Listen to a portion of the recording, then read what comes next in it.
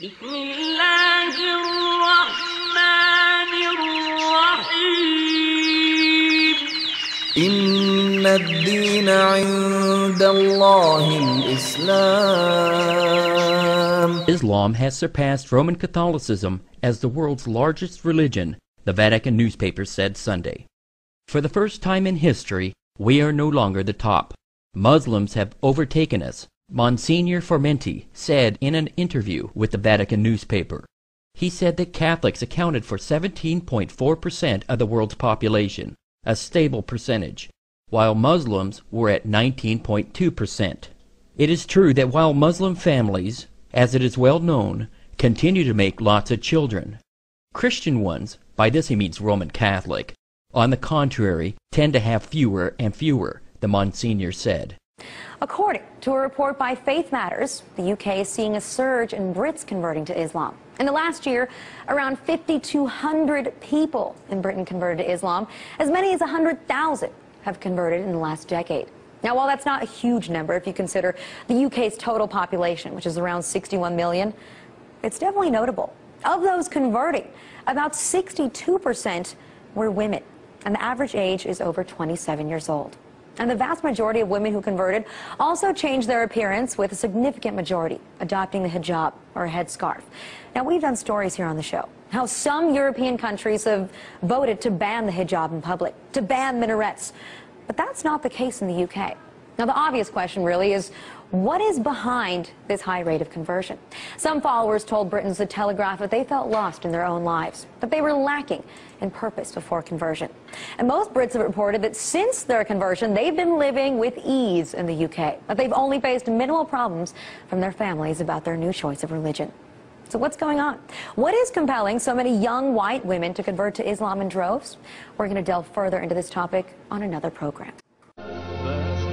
Michael Hart, the American author of the wide-selling book, The 100, a ranking of the most influential persons in history, chose Prophet Muhammad to be at the top of the list.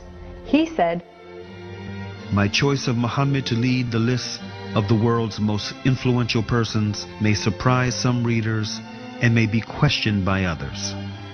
But he was the only man in history who was supremely successful on both the religious and secular levels.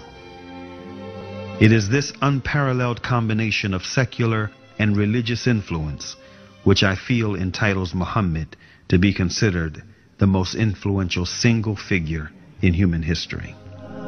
أشرف الأعراب والأعجم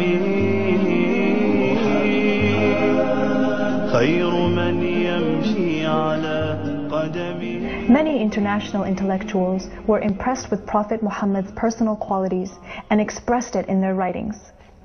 Lamartine, the famous French historian, in his book The History of the Turks, said about Prophet Muhammad, "If greatness of purpose, smallness of means, and outstanding results are the three criteria of human genius, who could dare to compare any great man in modern history with Muhammad?"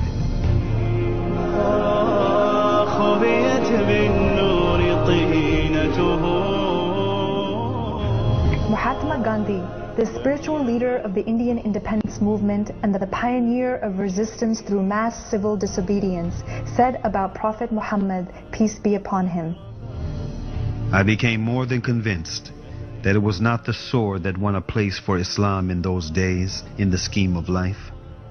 It was the rigid simplicity, the utter self-effacement of the Prophet, the scrupulous regard for pledges, his intense devotion to his friends and followers, his intrepidity, his fearlessness, his absolute trust in God and in his own mission."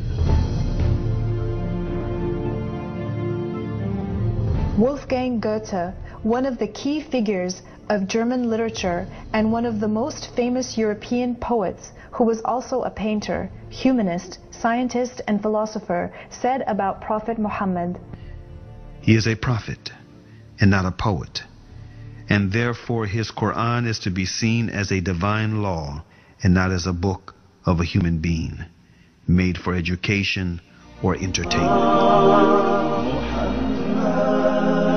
أشرف الأعراب والأعجم خير من يمشي على قدمه باسط المعروف جامعة صاحب الإحسان والكرم تاج رسل الله قاطبة صادق الأقوال والكلم